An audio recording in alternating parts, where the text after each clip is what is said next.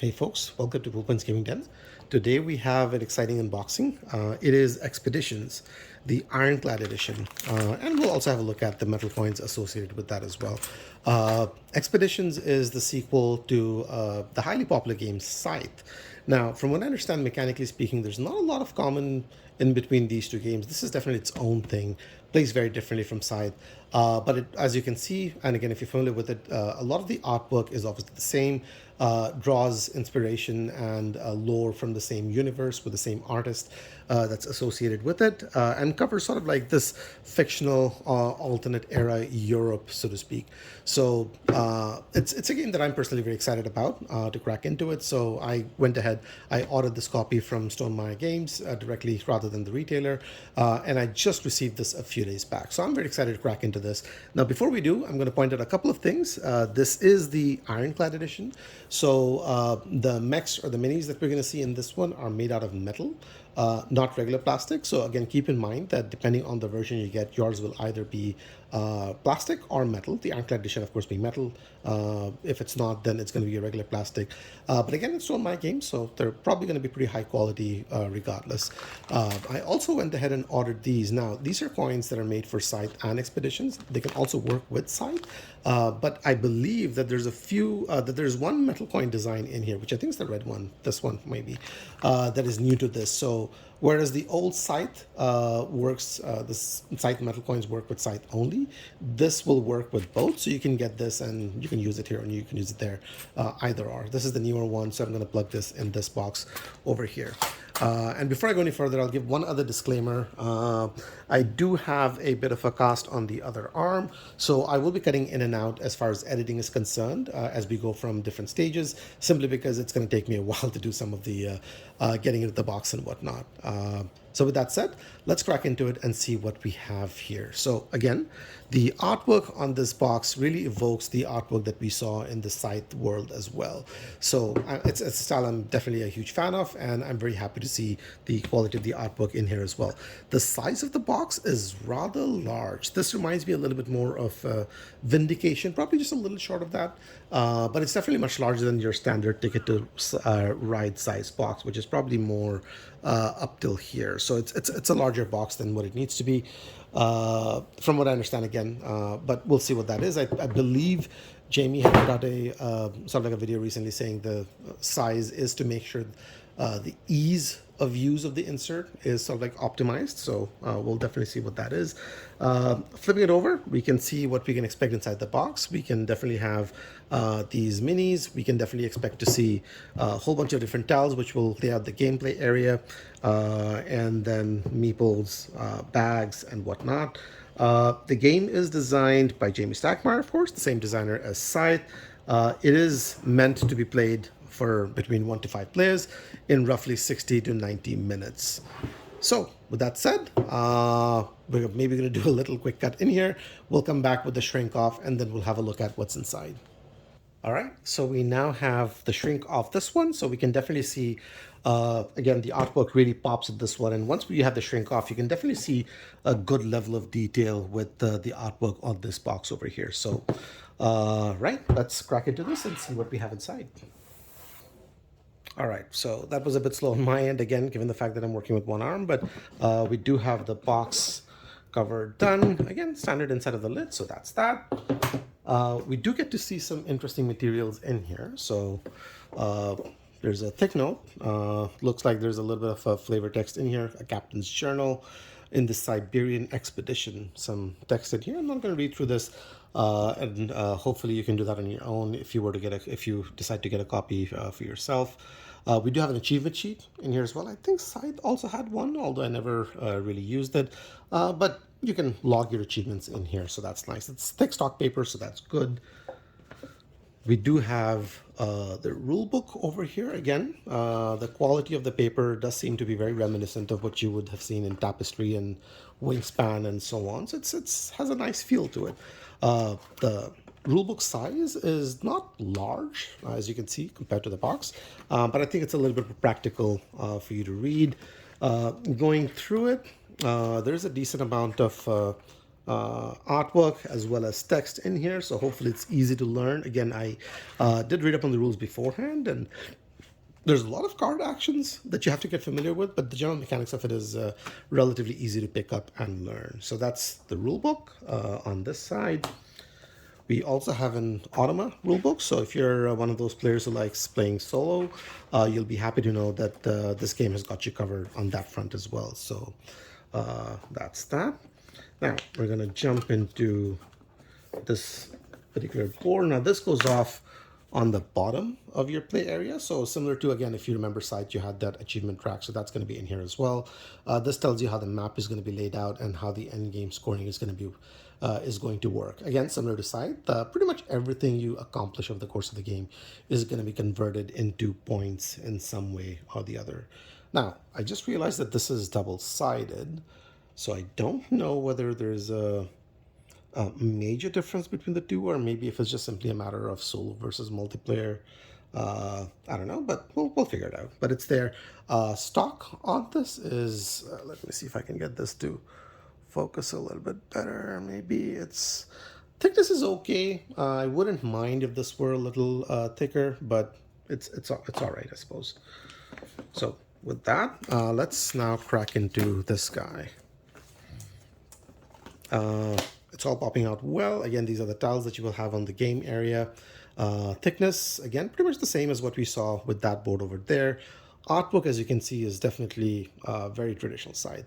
And it's lovely. There's a very good level of detail in here. It really stands out. So again, it's one of the things that I was expecting great things of from this game, and it looks like we'll definitely get it, which is great quality artwork in here.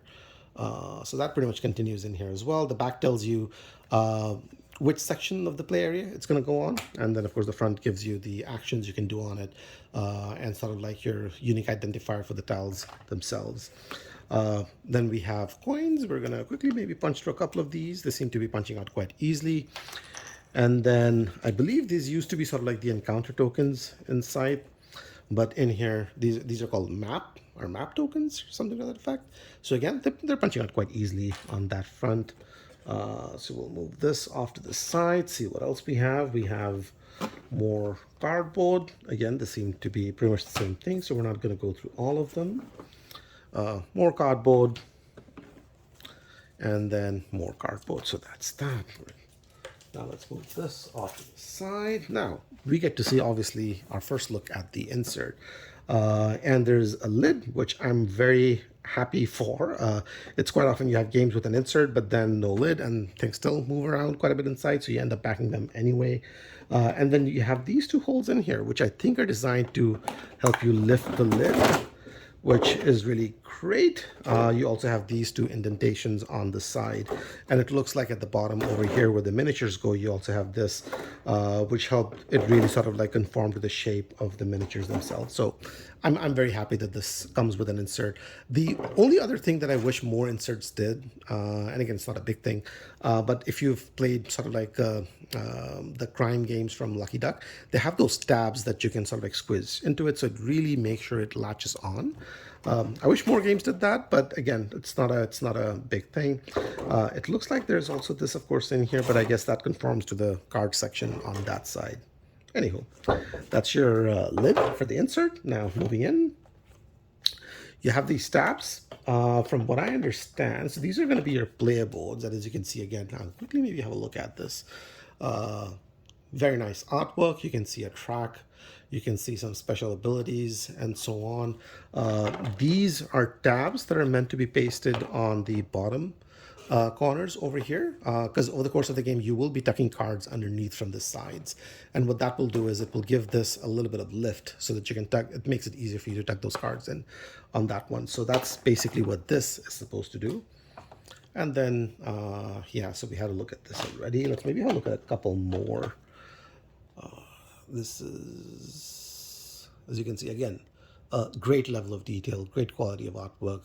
It's one of my favorite things about the site universe, and it looks like it's definitely continuing here as well. And these are the mechs that you get are meant to represent these guys. So let me see if I can pull up this one, which is this, and again we'll have a look at the mechs at the end in more detail, but as you can see, matches the artwork that you have on that side. So that's that.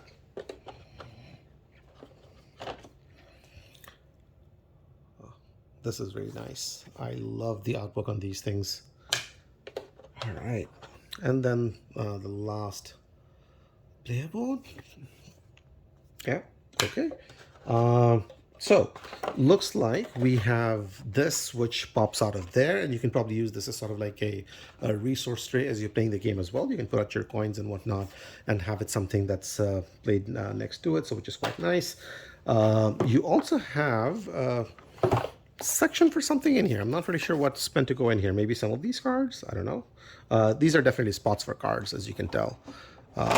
But you also have spots in here, so I don't know. Maybe expansion stuff in the future? Who knows? That's that. All right, let's move on. So let's have a look at what's inside this one.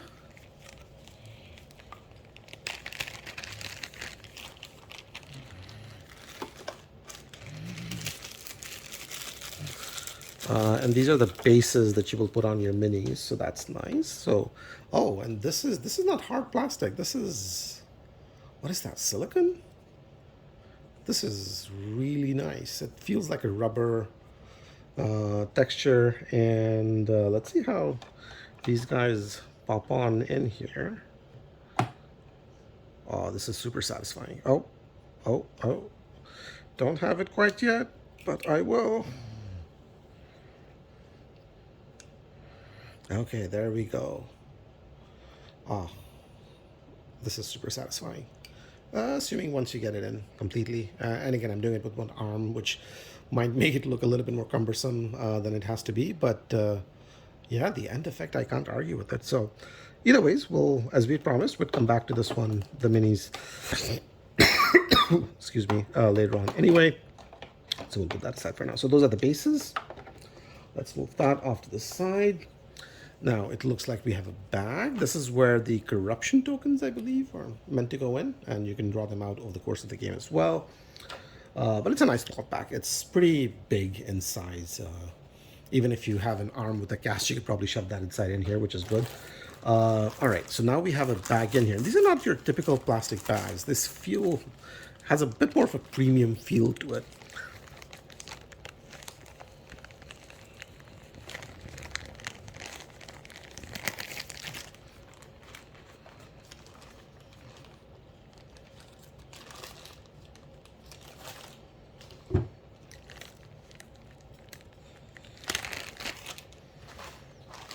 Okay, so we're going to dump out some of the stuff in here, and we have more bags. I feel like, I mean, aside from looking more premium, I feel like these might be like recyclable, maybe. They definitely have a much nicer texture overall.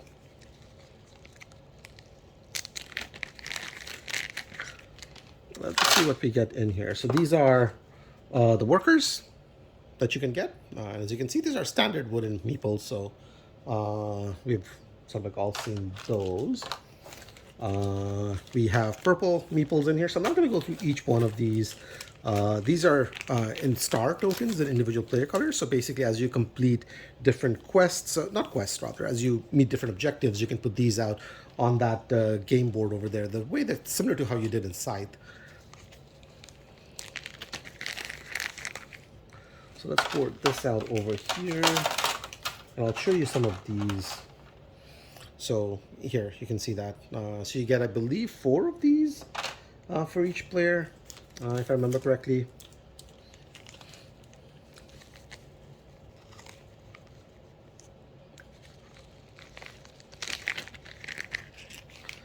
And then these are the corruption tokens, so we're going to put some of these out so that I can bring them out and show to you guys. So these, as you discover these different spots, these will go out into the game area over there like so. You get them in teal as well, so orange and teal. And again, depending on which one you can solve, you move up on certain tracks, so you pay them from certain tracks to move up on the others.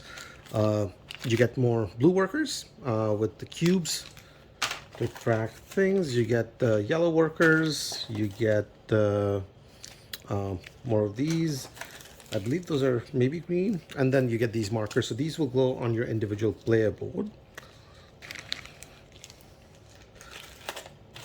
So let's show what these look like. So you get these two that every player will basically get, and they will track it on their individual player board. And you also have this, which goes on one specific location out on the game board. And if you can get one of these, it can help you meet one of the objectives or put one of the stars out themselves out there. So that's that. Now, next up, we have two sets of cards. Now, one thing I'll quickly point out, it looks like there's again some sort of indentation here at the bottom as well, for maybe for you to put certain things out. I'm not really sure what quite yet, but the insert does hold a little bit of mystery. I'm feel pretty confident at this point that there might be expansions or stuff planned for this, and it looks pretty big, but that's probably because you're going to have content that's going to be easy for you to put in here, and you don't need to buy another big box in the future. So if that's the case, then I'm all for this. So very happy with it. All right, so I'm going to take a few seconds because I'm going to have to crack into this with the magic of one arm. So we'll see how that works. All right, so that is done. So we can now have a look at some of these cards. And these are cards that will go out into the game play area, and you can get them. These are quest cards, so you can complete these, pay the resources that are printed on the top right-hand side, and you see the red arrow that tells you the benefit that you will get underneath it. But they can also convert into action cards, and you can do the actions that's printed out over here. Again, the artwork is very reminiscent of what we saw with the others. Although the objective cards do seem to be a bit darker, and that's just spooky shenanigans going on. Like, is Cthulhu making an entry in this game? I don't know what's happening. But it does look like a very desolate spot, doesn't it? Yeah, it's like your typical Scythe meets Lovecraftian artwork. Is that some guy standing out of the roof just looking creepy as hell? Yeah, no wonder they're worried about moving forward. And then, yeah. Okay. I'm not going to go through all of these because there's only so much I can go through with one arm. But the artwork, really nice. I like it. It's a little darker than typical Scythe, but it is what it is. Now these are reference cards, I believe, which you will get, which tells you sort of like all the different symbols that you will see on your cards.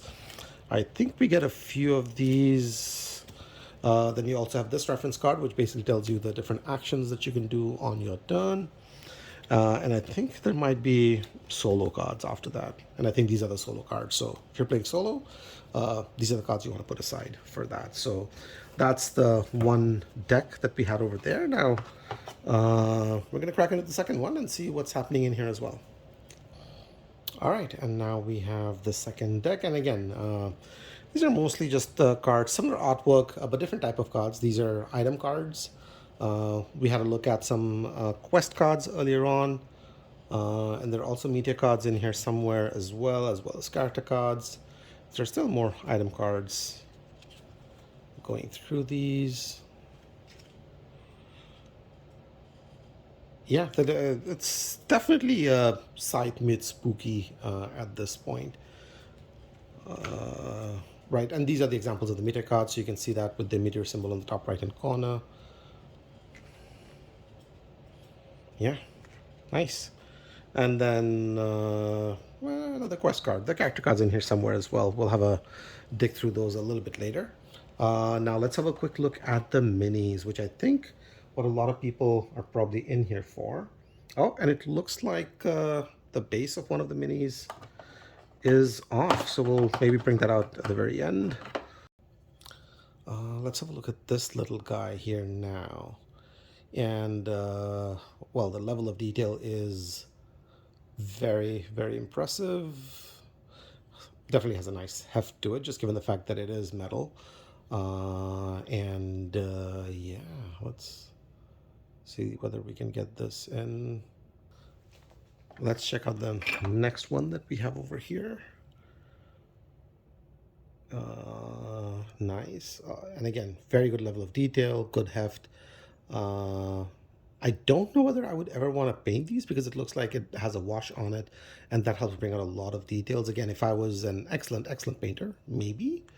But I think one of the benefits of getting one of these metal ones is that you can keep it as is, and it still looks pretty impressive. So yeah, I mean, again, I'm not much of a painter anyway, so it's not a hard decision for me to make. But as we go through this, again, it looks very, very impressive. I'm really happy with the quality on these, except for the first one where the base was off, but hopefully a little bit of glue can help solve that fairly easily.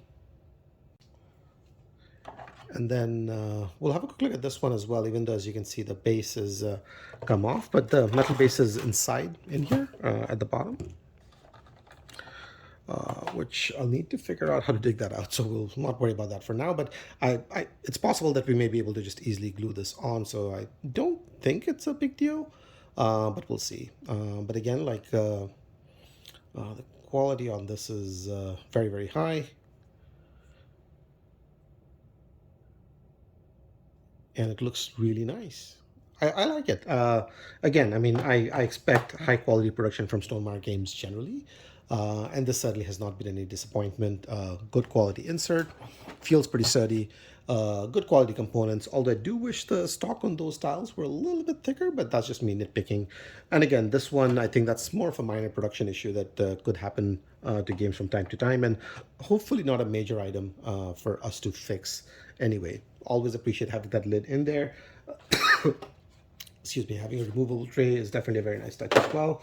Now the last thing that we'll quickly have a look at are these metal coins. So let's crack into this.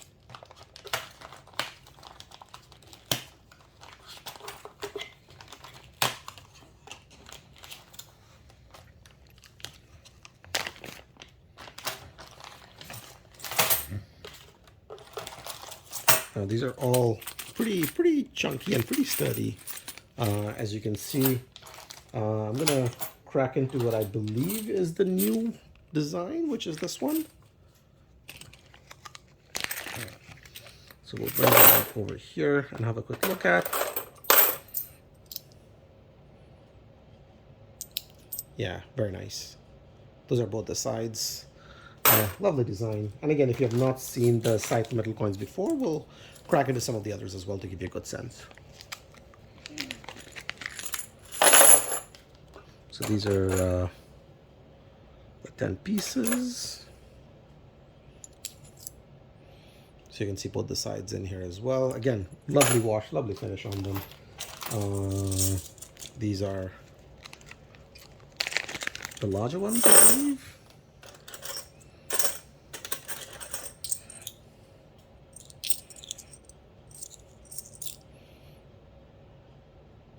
Very nice. And then I think this is going to be the last one I'll probably bring out. This is your single unit ones. Again, they have the hole in the center, similar to how you would find it in, I believe it's Japanese and Chinese currencies, both, if I'm not mistaken. But yeah, lovely feel. And then of course we have these, which are in denominations of 3 as well. And again, I can tell you from experience, these are quite nice too. So overall, generally, that's it. That's pretty much everything that comes in the box for Expeditions, the sequel, highly anticipated sequel to Scythe. Overall, very happy, very pleased with what we found inside the box. Lovely production touch. And again, barring that one issue aside with the minis,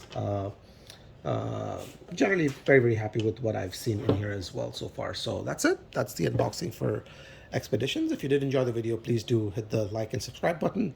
It helps us out, and hopefully we'll have more videos for you guys soon. In the meanwhile, take care, and I'll see you in the next one.